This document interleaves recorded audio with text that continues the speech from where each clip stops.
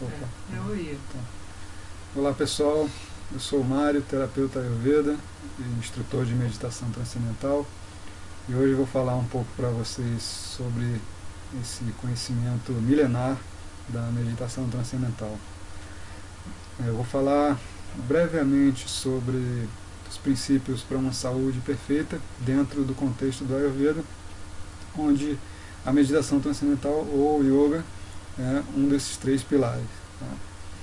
Então, quais são esses três pilares para uma saúde perfeita dentro desse sistema do Ayurveda? Né?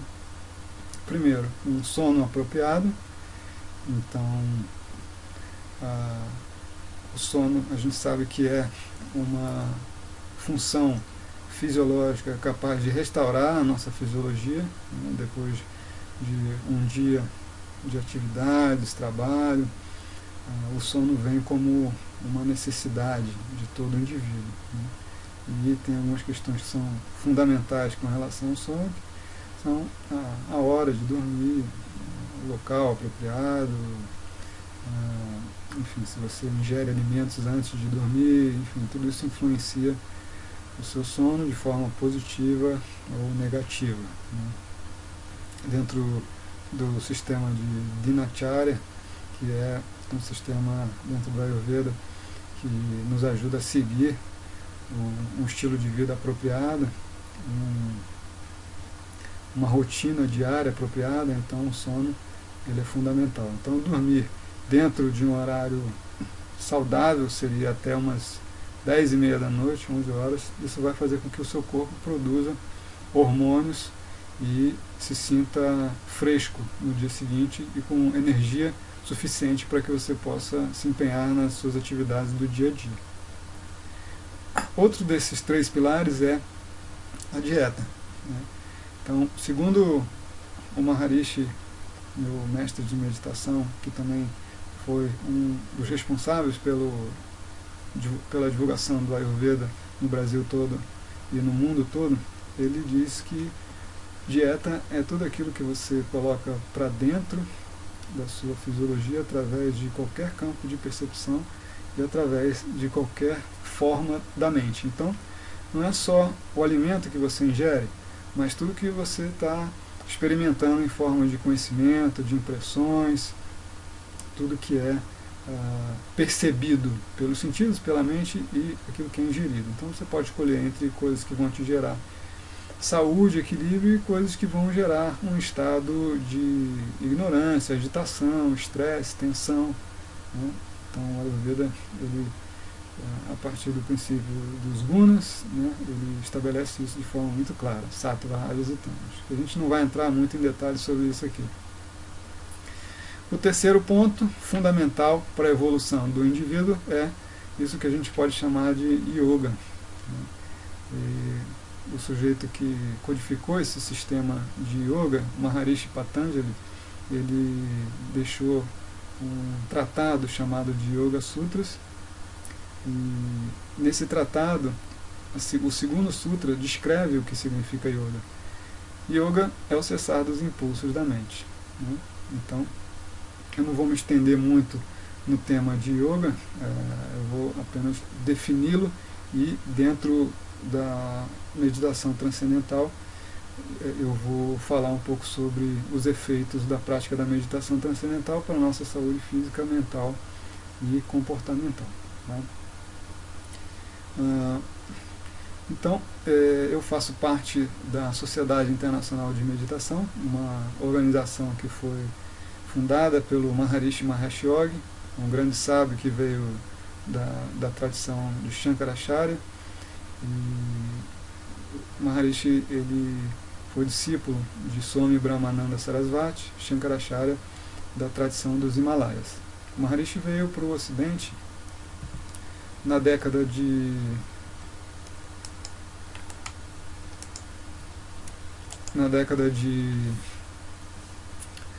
60, e quando chegou no Ocidente ele encontrou muitas pessoas que ficaram interessadas com essa proposta disso que ele chamava de meditação transcendental. Né? Essas pessoas fizeram diversos estudos, diversas pesquisas científicas. Hoje, no mundo todo, são mais de 800 estudos científicos, inclusive no Brasil temos universidades com esses estudos, né? E o Maharishi também esteve grande parte de sua vida viajando o mundo todo a partir da década de 60, e ele teve também no Brasil. Na década de 80 ele fundou o Hospital de Medicina Alternativa de Goiânia, que funciona até hoje, né? Naquela época ele trouxe um grupo enorme de médicos, uma grande equipe, e essa equipe treinou vários dos médicos que são referência do Ayurveda no Brasil, né? Então ele foi um grande sábio que trouxe o conhecimento ancestral dos Vedas para toda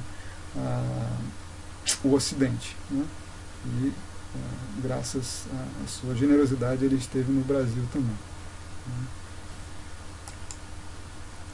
Então essas são algumas das publicações internacionais nas quais a técnica tem o seu respaldo científico, né?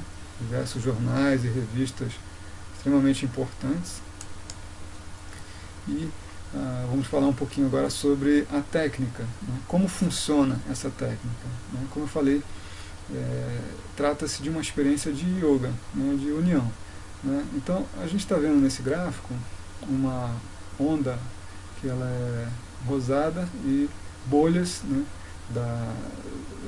Da parte superior até a parte inferior, bolhas que são maiores e menores quando a gente vai olhando para baixo, né? A nossa mente, ela é conectada aos sentidos, e através dos sentidos a gente experimenta o mundo. Então, com a prática da meditação transcendental, esse fluxo da mente que estava voltado para fora, através dessa experiência sensorial, então ele é trazido para dentro, né? Então a mente, imagine que essa bolha maior, ela simbolize a superfície da nossa mente, e essas bolhas menores simbolizem aquilo que a gente pode chamar de subconsciente ou mente inconsciente, né? Então, o trajeto da mente é um trajeto de recolher a percepção do campo sensorial e também experimentar as diversas camadas do pensamento, desde o nível mais grosseiro até o nível mais sutil, que é aquela bolha menor de todas, né? Então isso é ainda no nível da mente, no nível da experiência, né? Então a gente pode entender como meditação uma forma de pensar mais sutil, do nível grosseiro até um nível mais refinado, e transcendental é porque a gente vai além desse nível mais refinado de todos. E aí então a mente deixa de experimentar.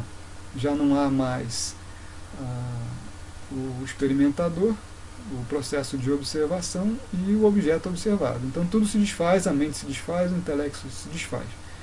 A gente só percebe depois que a gente sai desse estado, que é um estado muito parecido com o sono. Porém, nessa experiência a gente tem uma realidade totalmente diferente.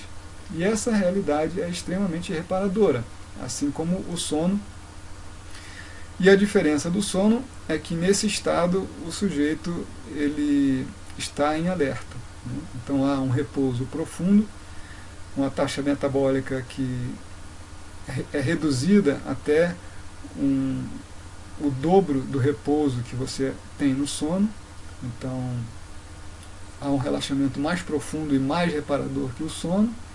E por outro lado, há uma expansão nas conexões neuronais e uma ordem nessas frequências cerebrais, né? Existem diversos estudos que mostram nesse estado de meditação o sujeito e essas frequências cerebrais funcionando totalmente harmoniosas, né? Então, digamos que no estado de vigília, que é o estado que a gente está agora, a gente tem 5 a 10% do potencial cerebral sendo utilizado, e no estado de meditação você tem a possibilidade de utilizar o potencial total, né? A utilização desse pleno potencial, que é gradativo, que vai acontecendo com o tempo de prática, e quanto maior é a utilização, maior é a capacidade de utilização disso que a gente chama de pleno potencial ou estado de iluminação. Maharishi chama de iluminação esse estado onde o sujeito utiliza esse pleno potencial. Então, trata-se de uma experiência fisiológica. O estado de iluminação é uma experiência fisiológica, não é uma experiência imaginária, ilusória ou autossugestiva. Né? Trata-se de uma experiência da sua fisiologia. Então, a técnica promove uma transformação a nível fisiológico. Tá?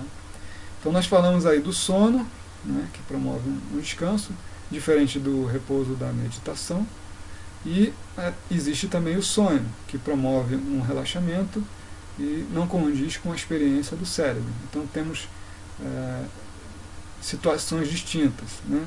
Quais são os estados de consciência que a gente conhece? Né? Sono profundo, onde há um relaxamento profundo e quase nenhuma coerência cerebral. Estado de vigília, onde 5 a 10% do potencial cerebral é utilizado. A mente e o corpo estão em estado de alerta, ou seja, o estado que a gente se encontra agora. E o estado de sonho é o estado onde o sujeito encontra-se no estado de relaxamento e a experiência cerebral não condiz com a experiência fisiológica. Né? Porém, os cientistas descobriram a realidade de um outro estado de consciência, chamado também de túria. Esse quarto estado foi classificado como um estado hipometabólico, porque o metabolismo basal diminui a uma taxa que é mais profunda que o sono e há uma expansão das conexões neuronais e um ordenamento dessas frequências do cérebro, e que vão mudando toda a forma de funcionamento do nosso sistema, tanto do corpo quanto da mente. Então a gente vai ver um pouco agora sobre alguns estudos do cérebro, e nesse primeiro gráfico a gente tem a cabeça do sujeito durante a prática da meditação transcendental e antes da prática da meditação transcendental. Então, esse detalhe da cabeça do sujeito antes da prática da meditação transcendental e essa parte azul escura que vocês estão vendo, representam esses 5 a 10% do potencial cerebral que o indivíduo utiliza. Então, é como se você tivesse um carro que você passasse somente a primeira marcha, e esse carro tem 6 marchas. Né? A mesma coisa é um cérebro que se utiliza de 5 a 10% desse potencial. Né? Um indivíduo que utiliza somente parte do seu cérebro se torna um indivíduo limitado. Né? E uma vida limitada leva à frustração, não leva a um estado de autorrealização. Do outro lado, o que a gente vê é a cabeça do mesmo indivíduo durante a prática da meditação transcendental, que você percebe que essa parte azul ela se expande tremendamente por todo o cérebro, e ali na parte superior, que é isso que a gente pode chamar de córtex frontal, né, digamos que o CEO, ou seja, o administrador geral do nosso cérebro, o gerente geral do nosso cérebro, ele que nos dá a capacidade de a avaliação, tomada de decisões, ele tem uma conexão com outras áreas do cérebro, ele é o gestor, o administrador geral do nosso cérebro, e o que nos torna diferente de outros seres, de outros animais. Tá?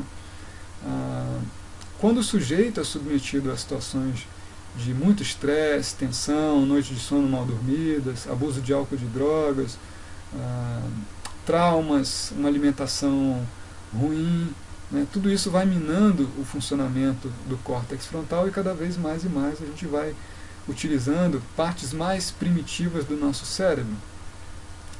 E então a gente começa a agir por impulso. Né? Então, agindo por impulso, a gente não consegue tomar as melhores decisões da nossa vida e leva uma vida de ação e reação. Né? Então, com a meditação, esse quadro começa a ser revertido, e a possibilidade de utilizar esse pleno potencial, ele se torna cada vez mais e mais real na nossa vida, levando a um estado de autorrealização. Né? Aí o que a gente está vendo é um gráfico que fala justamente dessa coerência na parte frontal do cérebro. Nós temos embaixo essa linha vertical, essa linha horizontal, ela fala sobre o tempo de prática da meditação, e essa linha lateral e vertical, ela fala sobre essas frequências que vão aumentando durante a prática da MT. né? Ali embaixo, a linha laranja, ela fala sobre o efeito da meditação transcendental ao longo de um ano, durante o dia a dia do indivíduo. Ou seja, o que a gente percebe é que há um ganho crescente nessa coerência do córtex frontal, que é sempre crescente, né, de olhos abertos. E ali em cima, durante a prática da meditação transcendental, de olhos fechados, né, a gente percebe que há uma linha crescente ao longo de 4 meses. Depois de 4 meses isso se estabiliza. Então você tem um cérebro funcionando de forma muito mais integrada e com muito mais coerência nessa parte frontal do cérebro.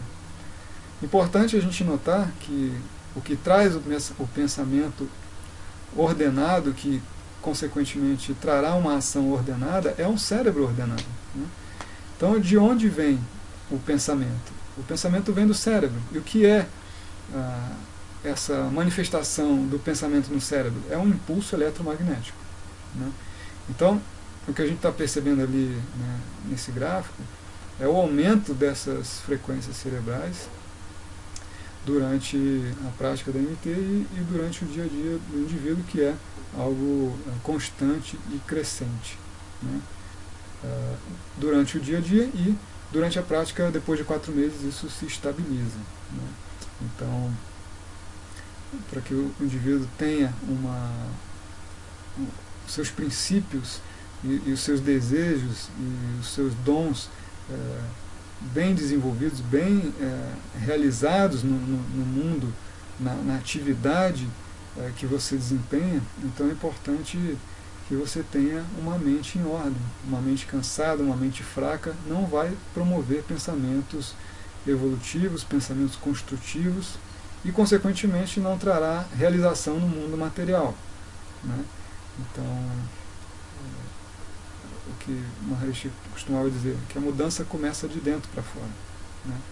Então, isso que a gente pode chamar de autoconhecimento é o conhecimento de todas as suas esferas da vida, não só da esfera mental, mas também das esferas mais sutis, né, que envolvem o campo transcendental. E o campo transcendental é de onde surgem todos os seus pensamentos, toda a sua inteligência, toda a sua criatividade, um campo de infinitas possibilidades e de infinita energia e vida, né? Isso que a gente vai ver um pouquinho mais à frente, que a física chama de campo unificado, né? Ou dentro da gente a gente pode chamar isso de ser ou consciência pura, né? Então, okay. Aí a gente está vendo mais um gráfico falando sobre essas frequências cerebrais durante 2 semanas de prática. Do lado esquerdo a gente tem uma banda de frequência eletromagnética que começa a funcionar de forma ordenada, né? E do lado direito, após 2 anos de prática, 3 a 4 bandas de frequência eletromagnéticas funcionando de forma ordenada, né? Quanto maior é o tempo de prática, maior é o estímulo e a ordem desses impulsos eletromagnéticos que vão gerar os pensamentos, né? A técnica promove uma série de mudanças fisiológicas. O que a gente está vendo aí é um aumento do fluxo sanguíneo no cérebro, uma melhora na inteligência, né? A gente tem um teste muito interessante que fala sobre o QI, né? Um teste que foi feito num período de 2 anos, onde o grupo de controle não praticava a técnica e o grupo de meditantes ele praticou a técnica e teve um ganho crescente nesse teste de QI, onde a pontuação ela vai do 116 até o 121, né? Então, o cérebro é a sede da nossa inteligência. Quanto maior é a possibilidade de utilização do cérebro e de outras camadas, maior é a capacidade de realização no mundo externo, no mundo material, né? Então a MT ela desenvolve o pleno potencial do cérebro, desenvolve o cérebro como um todo, enquanto que outras ciências, o estudo de matemática, por exemplo, o estudo de física, enfim, vão estimular áreas específicas do cérebro. Por mais que você seja um indivíduo extremamente cheio de conhecimento, você pode ter lido o maior número de livros possíveis. Somente o estímulo através da prática da meditação e da transcendência é que vai levar o indivíduo a utilizar esse pleno potencial do cérebro. Então, existe uma lei da física que diz que o todo é sempre maior do que a soma das partes. Então isso vale aqui nessa relação entre diversas ciências e a utilização plena do seu cérebro com a experiência da transcendência. Bom, aqui tem um gráfico falando sobre física e a experiência da mente durante a prática da meditação. Mas outra coisa que eu queria falar antes de entrar nesse gráfico é sobre a capacidade de foco e concentração, que são dois aspectos fundamentais para que o sujeito tenha uma vida de realização. A capacidade de concentração é o que traz a possibilidade do sujeito se focar e dar uma direção ao seu pensamento, ou seja, ele colocar a atenção onde quer que ele seja, no trabalho, nos seus estudos, na sua família, e isso é fundamental para que você consiga desempenhar as suas atividades de forma realizadora. Se o sujeito tem uma mente que vive vagando, que vive sempre confusa e que não consegue se focar nas coisas, então ele não consegue realizar seus propósitos com o máximo de eficiência. Então a capacidade de concentração é algo fundamental. E como a gente ganha isso com a prática da meditação? Bom, como a gente viu lá no início, a mente ela se recolhe do campo externo dos sentidos e mergulhamos desde o nível mais superficial da mente até o nível mais sutil da mente. Então a gente transcende essa camada mais sutil. Então imagine que a atividade da mente é como uma tartaruga que recolhe todos os seus membros para dentro da casca. Da mesma forma, o indivíduo recolhe os sentidos do campo externo de percepção e a mente ela é trazida para dentro. Então, conforme a direção da mente ela vai sendo trazida para dentro, a gente tem a experiência de diversas camadas do pensamento, níveis mais e mais refinados do pensamento, até que a gente transcende a própria mente, o próprio pensamento. Então a mente se desfaz, o intelecto se desfaz, é a experiência de não experimentar, e é algo que só pode ser vivenciado através da prática, não é uma experiência mental, intelectual. Então, no momento em que você tem todo esse recolhimento da mente, do valor externo, que é o campo dos sentidos, e recolhe a percepção também do campo da própria mente para um nível mais refinado, você tem toda a sua atenção focada internamente. Quando você tem essa atenção toda focada internamente, você tem esse avivamento do seu potencial de concentração. E a atividade da mente se dá nessa direção de fora para dentro. A gente está, então, sempre ao longo da nossa prática trazendo a percepção de fora para dentro. Vale lembrar que a prática ela é feita de forma confortável.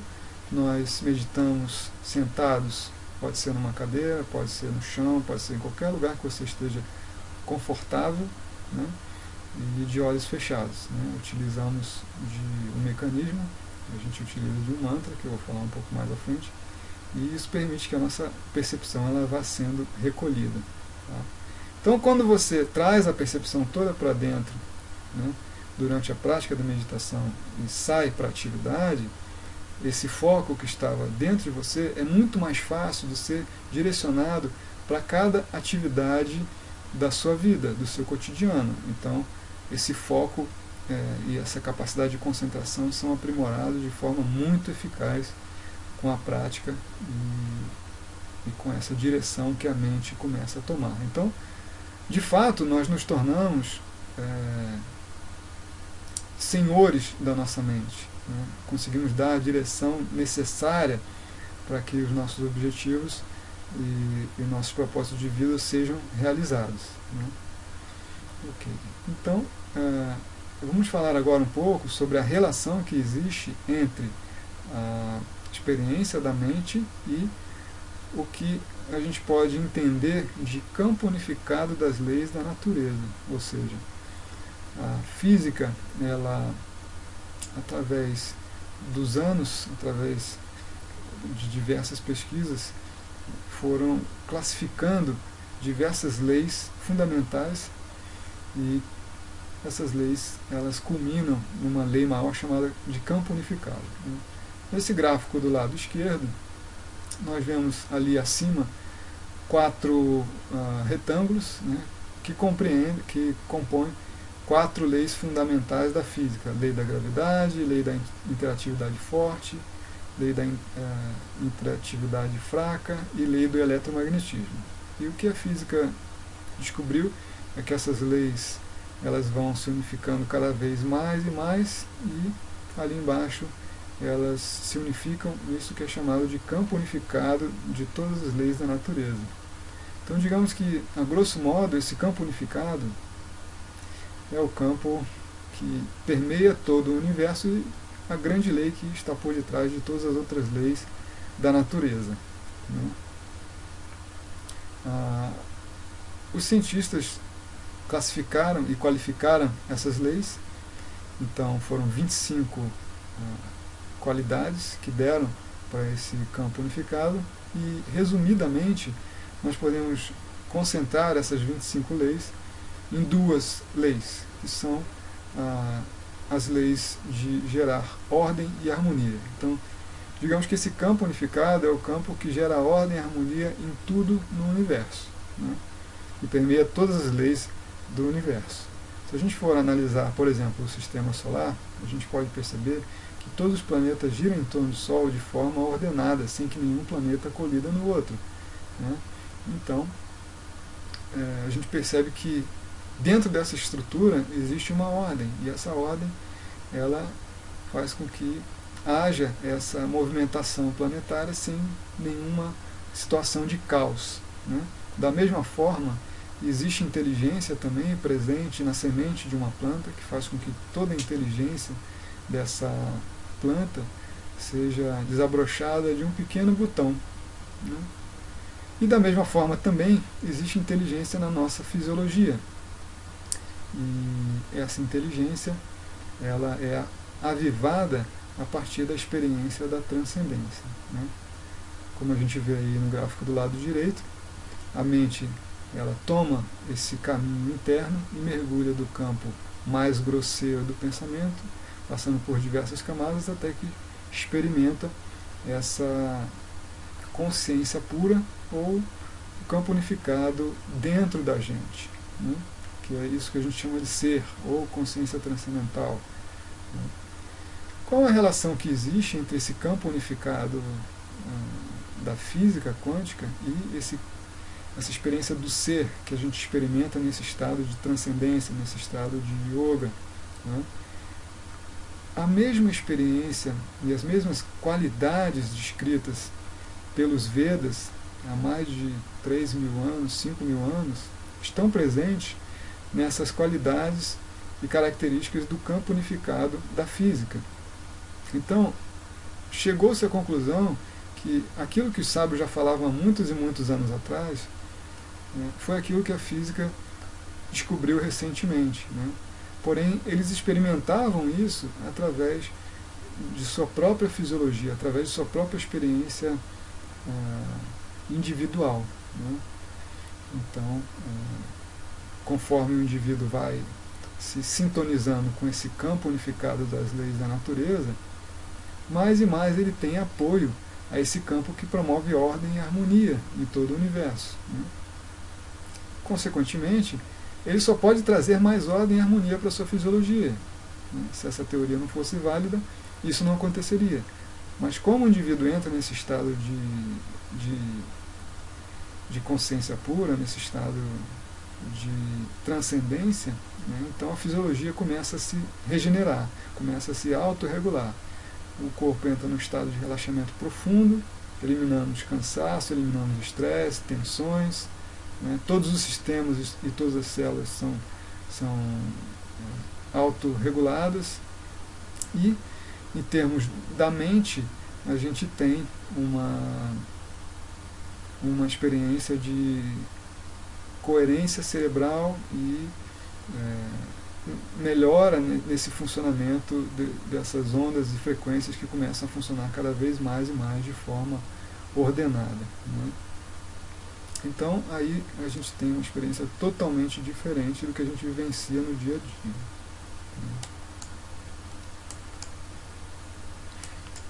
Bom, com relação ao repouso da meditação, como eu disse, ele é um repouso mais profundo que o sono.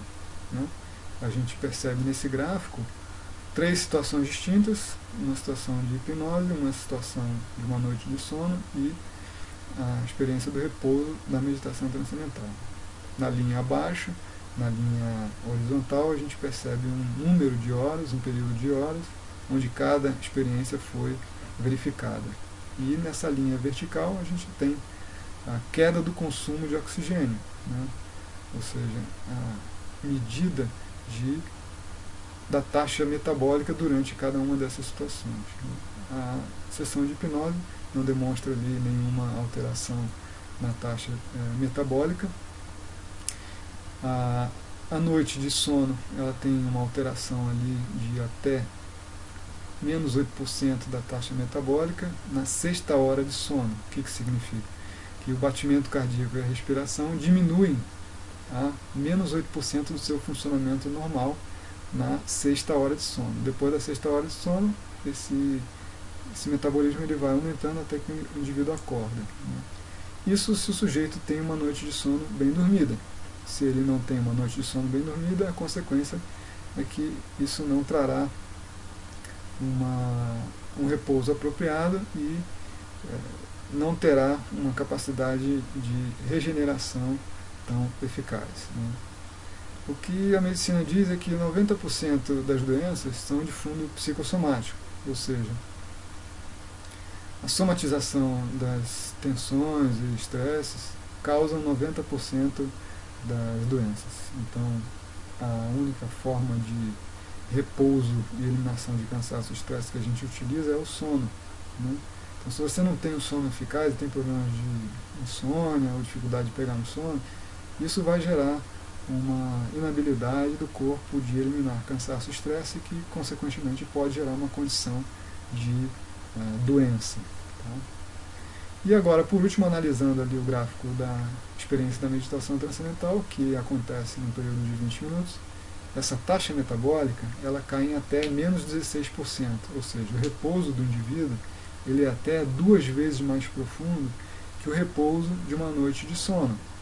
Então, a capacidade de regeneração do indivíduo durante a prática da meditação transcendental é muito maior do que o pico de uma noite de sono.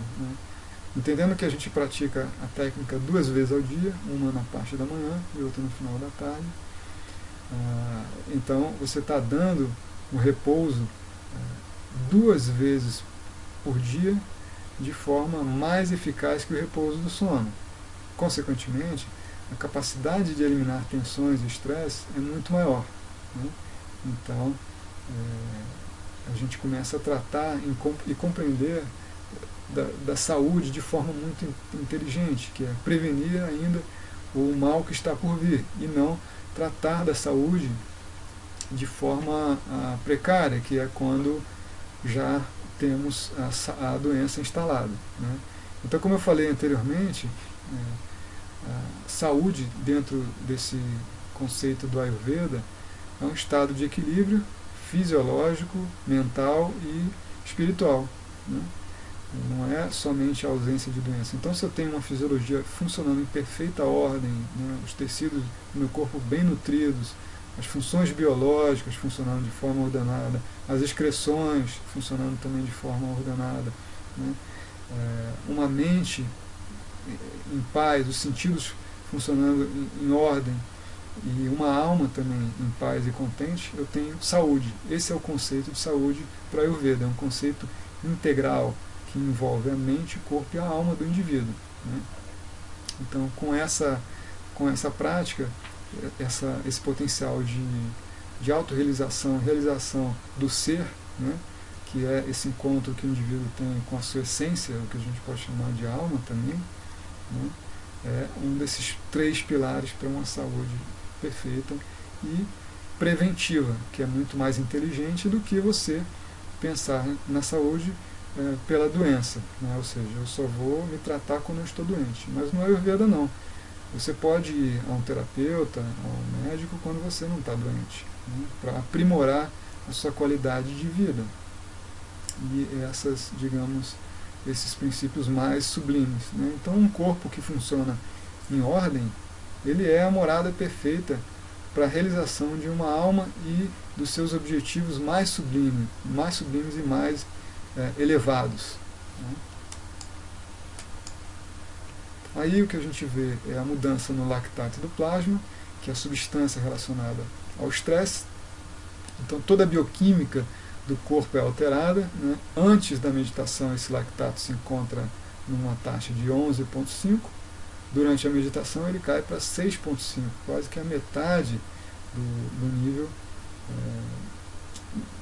anterior à prática da meditação. E depois da meditação a gente mantém ainda um nível de tensão e estresse fisiológico menor do que antes da meditação. Então a gente começa a aprender a como gerenciar de forma adequada o estresse e a tensão, né, que são causadores das doenças, né. Consequentemente, com essa possibilidade de repouso mais profundo e reparador, o indivíduo começa a ter uma reversão do processo de envelhecimento. Nesse gráfico a gente percebe claramente a diferença entre 3 grupos, né. No primeiro grupo a gente tem um grupo de controle que não praticava meditação transcendental e se mantinha envelhecendo dentro de um padrão normal, né. O grupo do meio praticava meditação transcendental há mais de 1 ano e meio de prática e teve a reversão do envelhecimento a menos 5 anos de idade. E o grupo do lado esquerdo, que praticava meditação transcendental há mais de 5 anos de prática, teve a reversão da idade biológica em até menos 12 anos de idade. Então, como a gente pode explicar isso, né? O que acontece com essa alteração do metabolismo basal, a diminuição do metabolismo, permite que o corpo entre num estado de regeneração. Então, esse processo chamado de homeostase, que é a autorregulação de todas as células e todos os sistemas, acontece de forma muito mais eficaz. Então, o que vai acontecendo é um processo de rejuvenescimento. Você vai acumulando descanso, esse descanso promove uma regeneração celular, fisiológica, e, consequentemente, você vai revertendo essa idade biológica, enquanto que as pessoas que não meditam e vivem uma vida agitada dentro de um mesmo padrão, eles têm essa taxa de envelhecimento igual, normal, que é essa do grupo de controle, do lado direito. Consequentemente, se você tem uma saúde, trata da sua saúde de forma preventiva, você ficará muito menos doente, né? E aí a gente tem diversas situações, né? A única situação que não se trata de doença é a situação ali de cima da parte do lado esquerdo, né? Que se trata dos partos, onde os meditantes, que são o gráfico azul, tem um maior número de partos para pessoas que não meditam, ou seja, a facilidade de engravidar devido à diminuição do estresse promovem uma maior concepção entre meditantes para não meditantes, né? E agora a gente analisando de cima para baixo, né, da esquerda para a direita, vemos diversas situações de doença, né, doenças intestinais, doenças de nariz, garganta e pulmão, doença de coração, né, a gente tem uma redução de até 1/10 das incidências de doença para pessoas que não meditam. Né. Em seguida, doenças genitais, urinárias, ferimentos, também bem significativo, tumores, menos da metade, doenças ósseas e músculos também, e condições mal definidas. Ali embaixo, da esquerda para a direita, todas as alterações mentais. Doenças do sistema nervoso também é bem significativo, a gente tem mais ou menos 1/8 da incidência para pessoas que não meditam. Doenças metabólicas, doenças infecciosas, outras doenças, amputações, doenças de pele, congênita e doenças de sangue. Né? Se a gente for analisar em termos gerais, as doenças que são mais preocupantes, talvez sejam, e que promovem mais morte, talvez sejam as doenças do coração e do sistema nervoso. Né? Então, há uma mudança significativa, né, e uma queda brusca nessas doenças do coração e do sistema nervoso. Né? Doenças do coração a gente tem hipertensão, AVC, enfim, diversos distúrbios. Né? E doenças do sistema nervoso você tem várias outras. Né? Hoje em dia tem várias doenças que estão sendo detectadas aí pela ciência moderna, né? Como síndrome do pânico, ansiedade, depressão, insônia, todas elas estão relacionadas com o sistema nervoso, tá? Bipolaridade também. Então, é muito mais vantajoso você tratar da sua saúde de forma preventiva do que remediar. Né?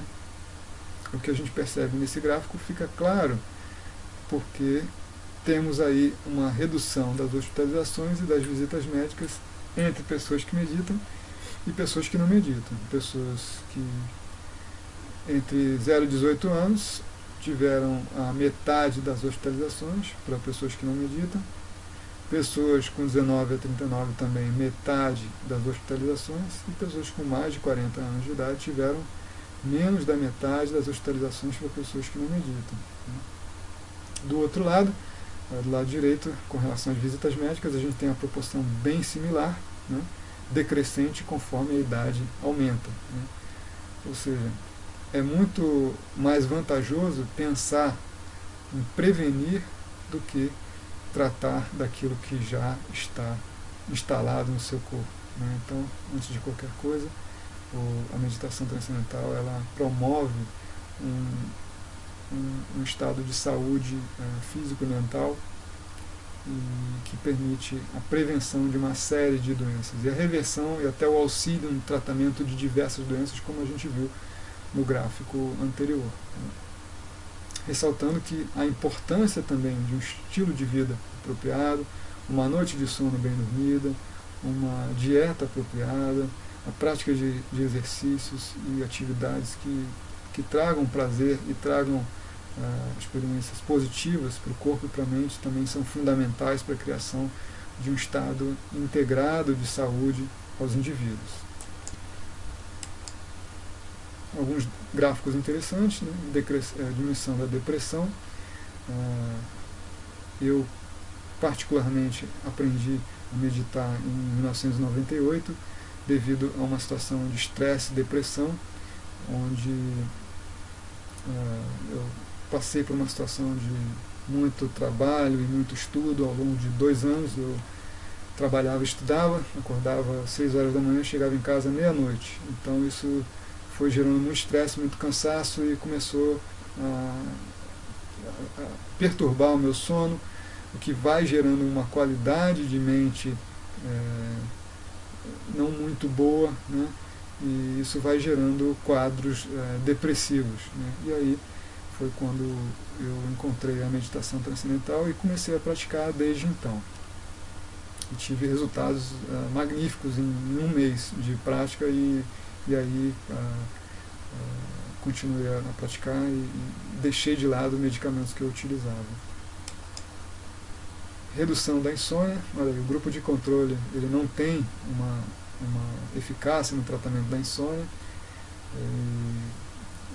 utiliza-se de medicamentos, e os medicamentos têm um tempo de validade. A hora você toma um medicamento, aquilo tem um efeito, depois você toma outro medicamento para suprir o efeito que o outro medicamento não teve.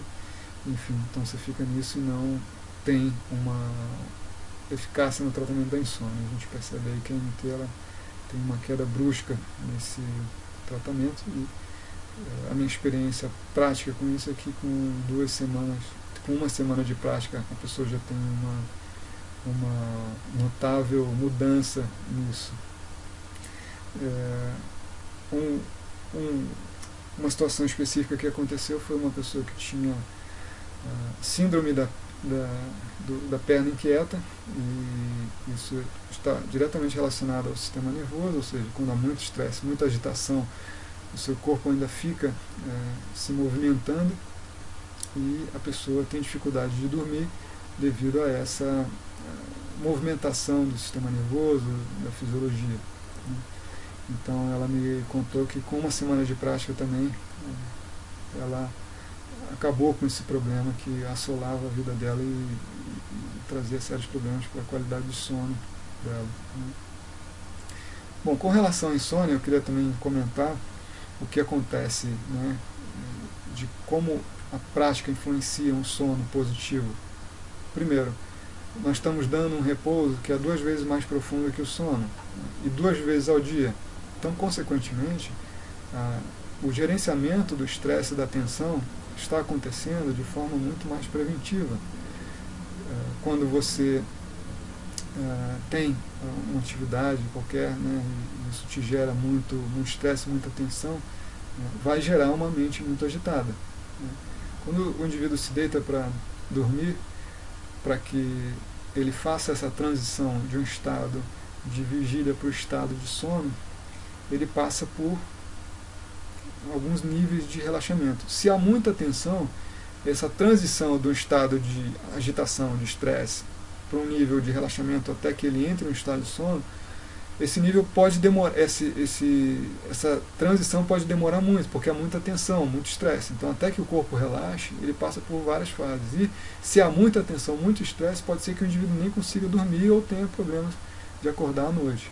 Mas, por outro lado, quando você pratica e gerencia a tensão, o estresse, eliminando o cansaço 2 vezes ao dia, através de um repouso que é 2 vezes mais profundo e reparador que o sono, consequentemente, a qualidade do seu sono é muito melhor. Então, você deita para dormir para fazer aquilo que deve ser feito, que é dormir, e não ficar contando carneirinho. Redução da ansiedade, nós temos aí a comparação entre a MT, outras técnicas de concentração e contemplação, que são técnicas, a maioria das outras técnicas que existem. A MT tem uma eficácia em até menos 8 pontos, outras técnicas menos 4, ou seja, a metade da eficácia no que diz respeito à ansiedade, e técnicas de concentração e contemplação, menos 3 pontos. A ansiedade, ela é uma inabilidade da mente de se estabelecer no momento presente, ou seja, a mente ela está sempre sendo projetada para o futuro, ou então a gente está voltando sempre ao passado. Essa inabilidade da mente de se estabelecer no presente causa isso que a gente chama de ansiedade, sempre querer mais e mais e mais, e essa projeção constante e inquieta da mente, do ter, do querer, do fazer. Ou seja, você acaba por se tornar um escravo da sua mente, com essa projeção incessante e constante. Agora, com a prática da meditação, quando a gente entra nesse estado de transcendência, então o que você tem é uma libertação total desse ciclo vicioso da mente. Ou seja, a mente se desfaz, não há mente, não há o observador, não há o processo de observação, nem o objeto observado. Então tudo se funde. Bom, o que dentro desse contexto que eu estou dizendo, o observador, o processo de observação e o objeto observado, existe essa fusão desse processo, que inclui esses 3 aspectos. O observador, que é aquele que participa do processo, o processo de observação, ou seja, a observação da mente, da atenção do indivíduo, e o objeto observado, que no caso é um mantra que utilizamos, né, um som sem significado. Né. Conforme essa relação ela vai se estreitando, cada vez mais e mais a minha atenção ela começa a se tornar unilateralmente focada nesse objeto. Né. Porém, isso não é algo que leve a um esforço para que isso aconteça. Né. Pelo contrário, a gente deixa a nossa mente livre, sem fazer nenhum esforço, sem controlar os pensamentos, sem nada, coloca a atenção no mantra e essa relação ela vai cada vez mais e mais se unificando, até que em determinado ponto a relação está tão estreita que se perde, se integra completamente o observador, o processo de observação e o objeto observado. Né? Isso nos Vedas é chamado de Samhita de Rishi, Devata e Chandas, né? Onde Rishi é o observador, Devatas o processo de observação e Chandas o objeto observado. Né? Então a gente tem essa união, essa experiência de Samadhi, né? Dentro do contexto de Yoga. Né? Samadhi Yoga é Samadhi, né? E Yoga é o cessar dos impulsos da mente. Redução da pressão arterial. A MT tem a redução de até 10 pontos na pressão arterial, técnicas de controle -4 e grupos educacionais -2 pontos. É importante notar que a taxa metabólica cai em até -8, -10%, -16%, -8, -10 é a taxa do sono. E na MT a gente tem -16. Então, muitas vezes o que acontece é que a respiração e o batimento cardíaco entram momentaneamente no estado de suspensão, porque você entra num estado de mínima excitação, onde não há necessidade de consumo de oxigênio para que a fisiologia esteja funcionando. Ou seja, o relaxamento é tão grande, tão profundo, há uma oxigenação perfeita do seu corpo e da sua mente, então consequentemente há uma suspensão na respiração e o batimento cardíaco também. Então esse é o estado de transcendência. Muitas vezes a gente percebe isso claramente, e é, digamos que, um estado extremamente reparador, uma condição extremamente prazerosa e reparadora da condição fisiológica. Bom, para terminar, vamos falar do efeito da prática da meditação com relação à sociedade. Né?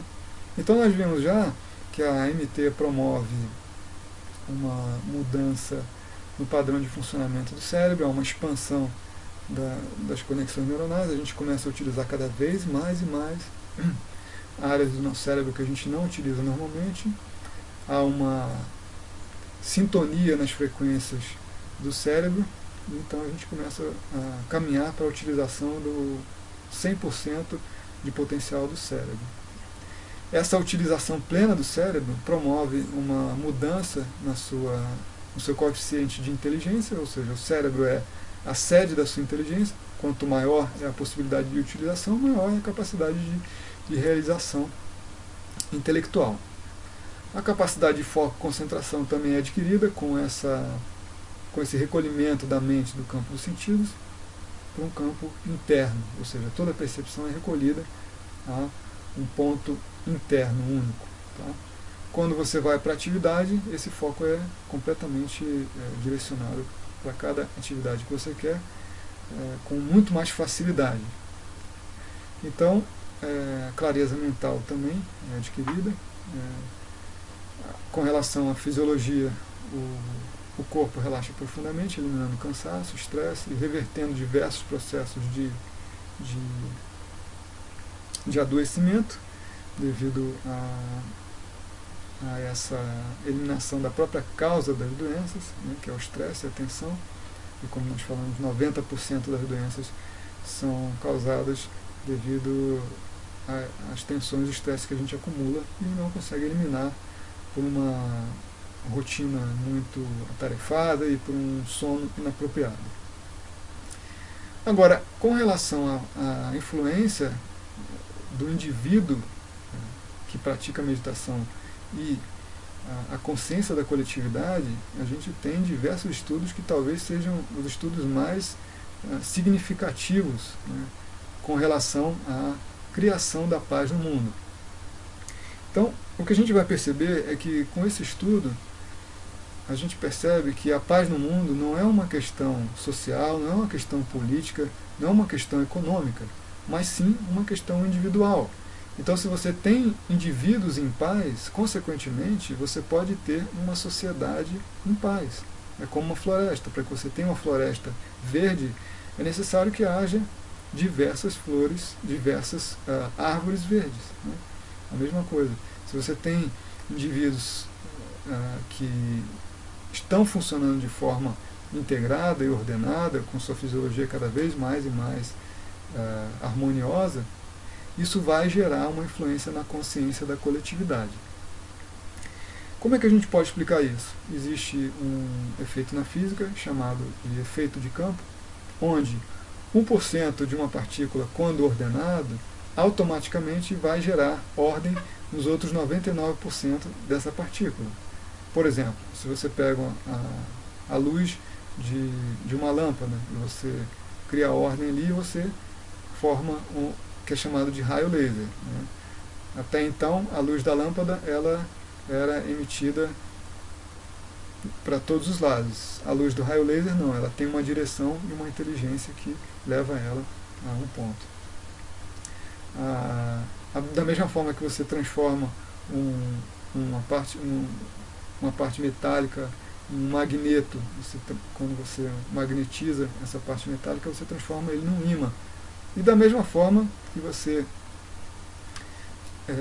tem indivíduos e a relação com a sociedade, quando você gera ordem em 1% de indivíduos, você vai gerar ordem nos outros, na consciência da coletividade desses 99%. Né?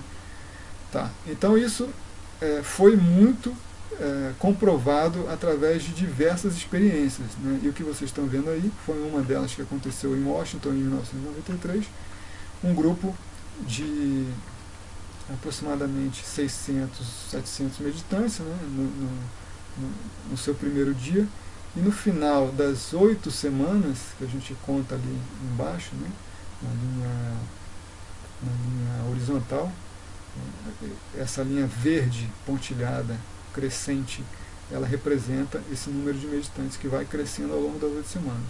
Terminadas as 8 semanas, a gente tem um número de 4.000 meditantes. O que a gente percebe é que conforme essa linha verde pontilhada ela vai aumentando, essa outra linha bege ela vai diminuindo.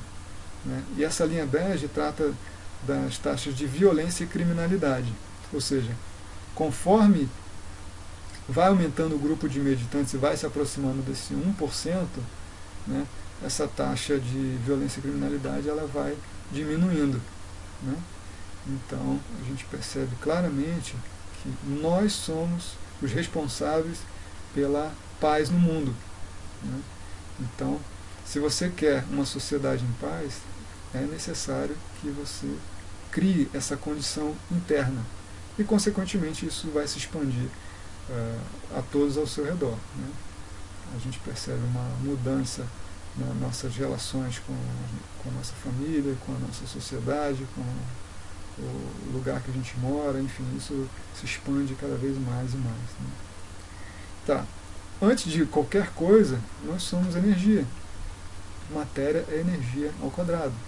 Então, o que a gente pode compreender através dessa experiência de irradiação, de coerência, é que quando o indivíduo e esse sistema fisiológico, o corpo e a mente estão em ordem, eles vão gerar um campo eletromagnético cada vez mais e mais ordenado.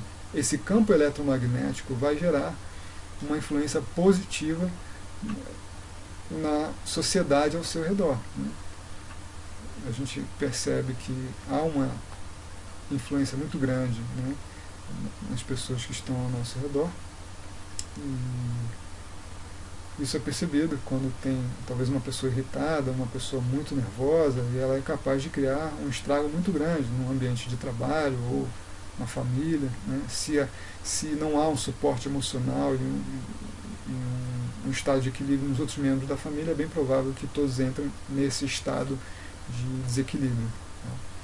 E, por outro lado, a coisa também é possível, ou seja, se eu tenho uma fisiologia funcionando em ordem, isso é capaz de gerar uma influência positiva na consciência da coletividade e a todos que estão ao nosso redor. Ok. Bom, então a técnica ela é ensinada num período de 4 dias, né?